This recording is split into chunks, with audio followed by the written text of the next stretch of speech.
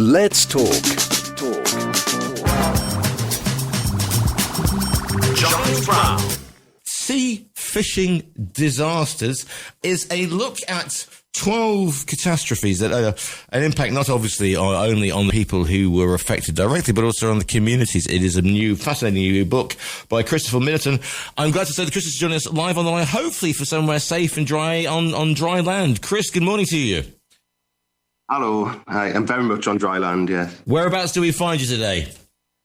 I'm in London. I'm from North East England, but I'm currently living in London. Fair enough. So tell us a little bit about your background and why you are, what sort of drove you to write this book and look at this subject.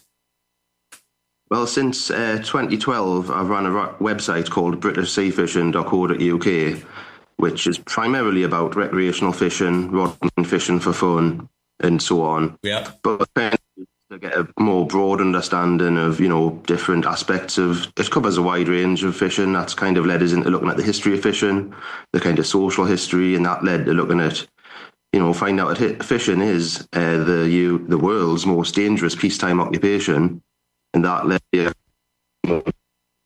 disasters which I look at in the book. Some of them are quite well known in Britain, and other ones are less well known.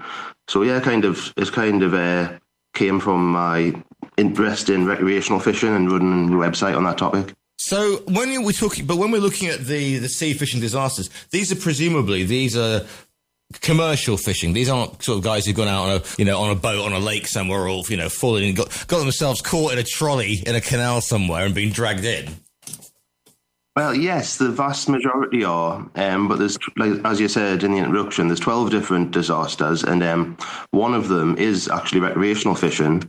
It happened quite a long time ago in the 1950s off the coast of New York, and that was when a fishing boat, which was overloaded with far too many anglers, went quite far out to sea, about 12 miles, and then a storm set in, and the boat overturned. And obviously, the vast majority of people on board ended up losing their life. There's also that disasters about the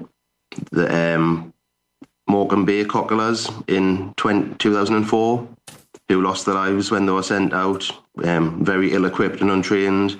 And there's also a solo fisherman called Jose Alvarenga. So yeah, the vast majority are commercial fishing, absolutely. You see, when you say sea fishing disasters, we tend to think of people heading out, because we've all seen What's It, The Perfect Storm with George Clooney. We're thinking that, but the cocklers is because they were from Southeast Asia, weren't they? And they were literally they were on mud flats, and the tide came in, and you think, okay, well, you could probably, if you're wading around, you could probably run, or you could probably paddle or swim and get out of it. But it just shows what a cruel mistress the sea can be, Chris. Absolutely, and that one, the people had been trafficked to the UK, they were, exploited by gangmasters, but yeah, they were out what looked like quite, shallow waters, but that part of the world in northwest England, the sea can come in, the tide can come in substantially faster than what people can walk, and it can be 7, 8, the difference between the high tide and low tide point can be 7 or 8 miles. So in that particular case, the cockle pickers hadn't realised that the sea had actually come in behind them, and they were still picking cockles on what was effectively an ever-shrinking island. So the sea was filling up behind them without them even being aware. And people had tried to tell them, but due to the language barrier, that they didn't get the message. And yeah, it was an absolutely, like all the disasters are tragic, but that one, particularly because the workers had no idea the danger they put themselves in. That was particularly one of the saddest ones that I looked at. Here's the thing, Chris, because, you're from the northeast, very strong fishing community. I mean, treat the sea with respect. If I was to stand on my desk, I can see the Mediterranean from here, and people go, because I got Gibraltar on, literally sort of 30 minutes down the road. And the thing is, people tend to see the sea as, oh, well, it's great for surfing. We'll take our powerboat out of Marbella and have a lovely time. But, currents, things, I'm not saying jaws, but, things that are in the sea, for example, shipping containers, other maritime vessels. I mean, bleeding submarines in one case, isn't there, Chris? Yeah, I think, we do have that view of the sea. And I think what this book underlines, and what I found in my research for it, is just how much the weather, we think will control, humans are in control and build ships that are massive. But when the weather turns, we still have so little control over that. The vast majority of the disasters I look at are caused by storms setting in, and even well-equipped boats struggle in that. And if there is some defects or some mistakes made by the crew, that's when things can get really, really tragic very quickly. And I think it does show us how little control we have over the sea, how little, how dangerous it still is. It's the same things that seafarers in the 1600s or 1700s had to deal with. They still play a major role now in the 21st century. And the other thing is we talk about the cockle pickers and how quickly that happened. I mean, I don't know if I think it's covered in the book, but you only look at what happened off Sardinia. It was last year. It was with the super yachts, and it's a beautiful clear night, and suddenly within a matter of moments, they find themselves, we know what happened then, sort of over more than 6 people dying because of, water coming through hatches, etc. It changes very, very quickly indeed, Chris. Absolutely. And yeah, even, relatively sheltered seas like the Mediterranean, it still shows how dangerous they can be. And like I say, lots of the disasters I look at in this book, things go from very calm and safe to very dangerous in an extremely short amount of time. Also, you talked about, is it the Gaul, which is thought to be this boat that, we've got a bit of Titanic-itis here. The Gaul has been specially equipped for heavy seas, and then they find out that perhaps it isn't as well equipped. It was supposed to be almost unsinkable, but obviously it's covered in your book, so spoiler alert, we kind of know what happens to it. Yeah, absolutely. That was a very large British trawler in the early 1970s that was in the Bering Sea. Very harsh conditions, but conditions it had been specifically designed to operate in. And it was lost with all the men on board losing their lives, and it didn't even issue a distress call because it sank so quickly. Wow. Which led to all kinds of conspiracy theories because it was the height of the Cold War. People thought the Russians might have destroyed it or intercepted it.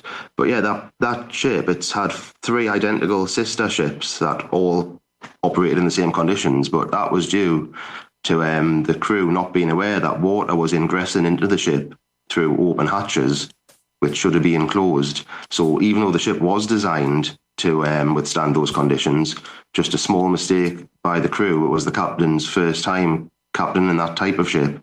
He simply wasn't aware that water was ingressing through open hatches, and that water, tons and tons of water, built up in the bottom sections of the ship, which meant when it did encounter bad weather, it was destabilised and sank.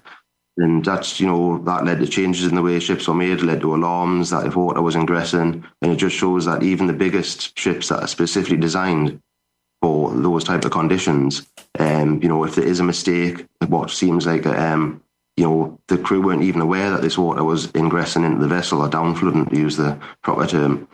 And that led to it being lost. So yeah, it just goes to show, even if the ship's designed for them conditions, small mistakes by the crew or small design, I'd say it's probably more fair to call it a design flaw than a mistake. And it's only when disasters like that happen we realise what needs to be changed. And also the design and operation. The thing is as well, because of the environment, I mean, being in the Barents Sea, for example, very, very tough environment indeed. So if things do go wrong from a combination of human error and design, they go very, very wrong very, very quickly. And there isn't time to put out, to man the lifeboats, put up a flare, put out a distress signal.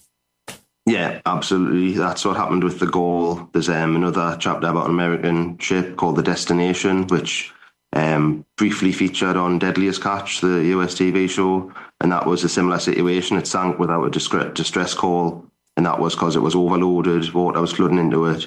And like you say, in them kind of conditions, that was off the coast of Alaska, which is one of the harshest fishing conditions in the world, which anyone who's watched Deadliest Catch will know.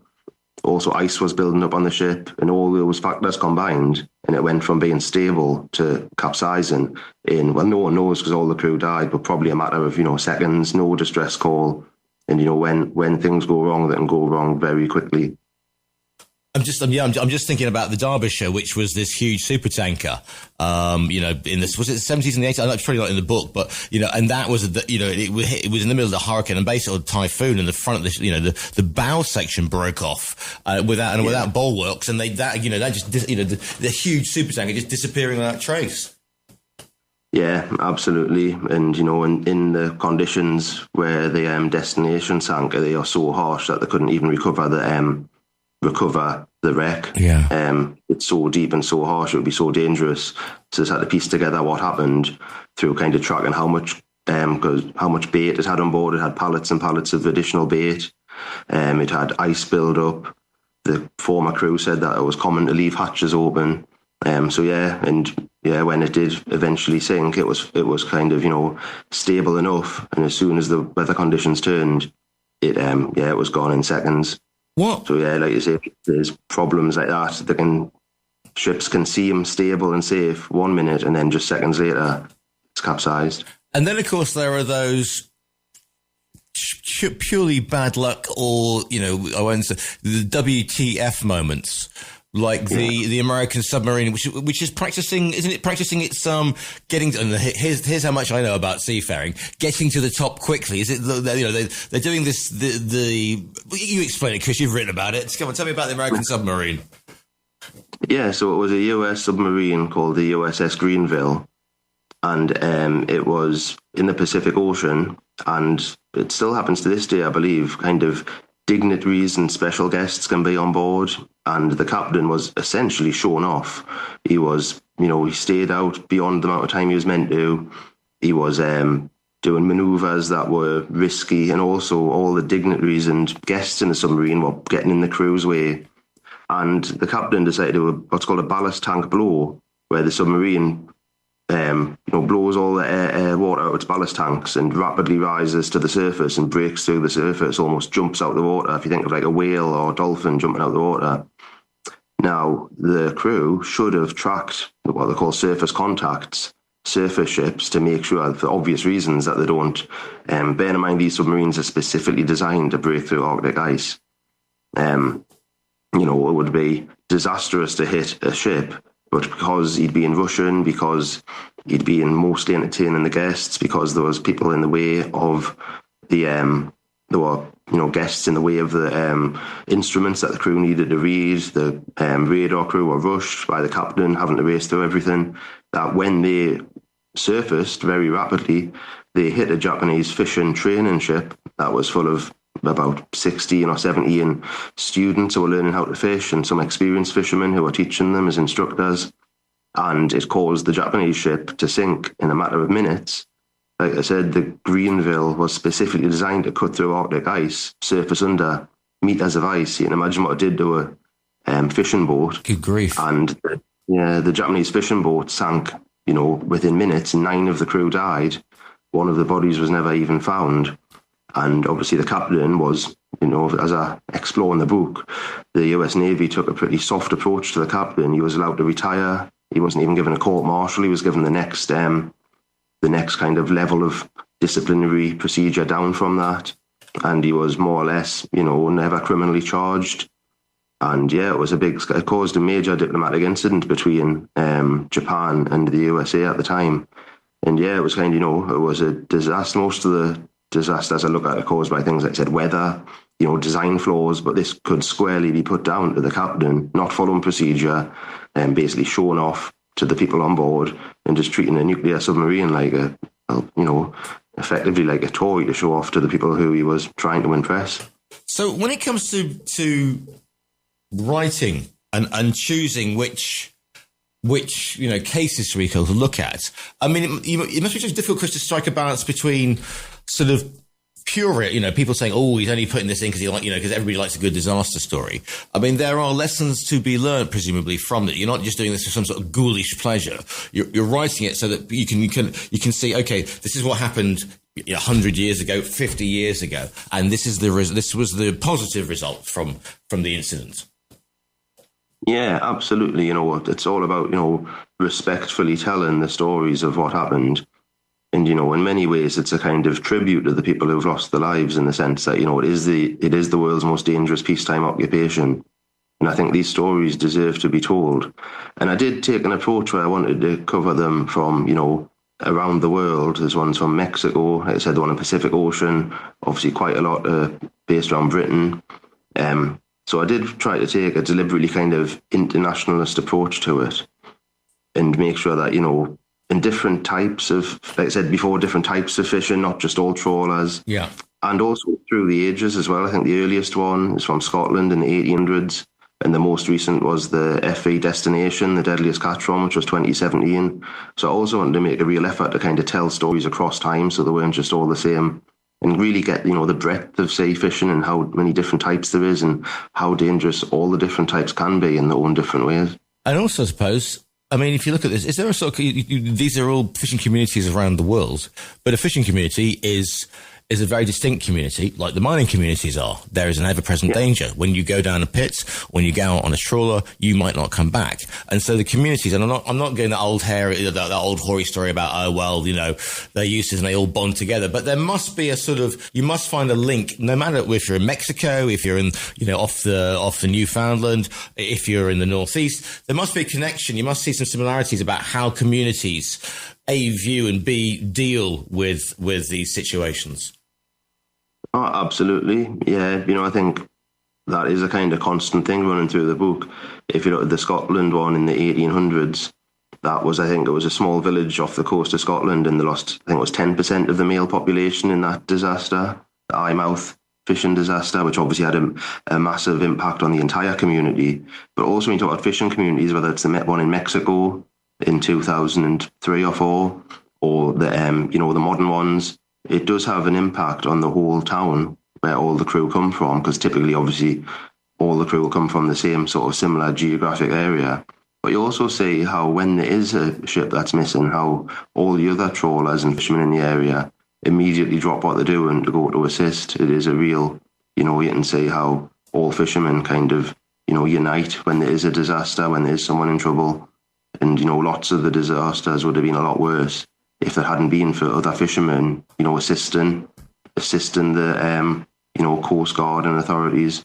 So, yeah, you can absolutely see whether it's, the people back on land, the families, or whether it's the fishermen themselves, it's kind of universal across different communities and across time that, fishermen, commercial fishermen are a community, definitely. Has writing the book made you a little more sort of nervous about going out on a boat, Chris? Not really. I think, I think what it's really outlined is how kind of exceptional. It certainly made us more wary of weather, because like I say, the vast majority are, there was any risk of bad weather. So yeah, maybe it has in some ways. I think, you've got to remember, like any major, tragic event, they are very rare. Yeah. And I think one thing kind of like, not the point of writing the book, but it's one thing that comes across is that, lessons are learned. It's a bit like, if you think like air crashes with the black box, obviously there is no sea fishing equivalent, but I suppose you could look at it one way. Every time there is a disaster that happens, lessons are learned, whether it's in the design of ships, in the way, and for example, in the UK, they have the Marine Accident Investigation Board, which investigates any British ship that's been lost anywhere in the world. And the amount of different recommendations they give after a disaster has happened is extensive, and it absolutely saves lives by incorporating, better practice, better, whether it's communication due to weather, whether it's design of ships to eliminate flaws. So you can kind of see how things are getting progressively safer and safer, despite fishing remaining such a dangerous occupation.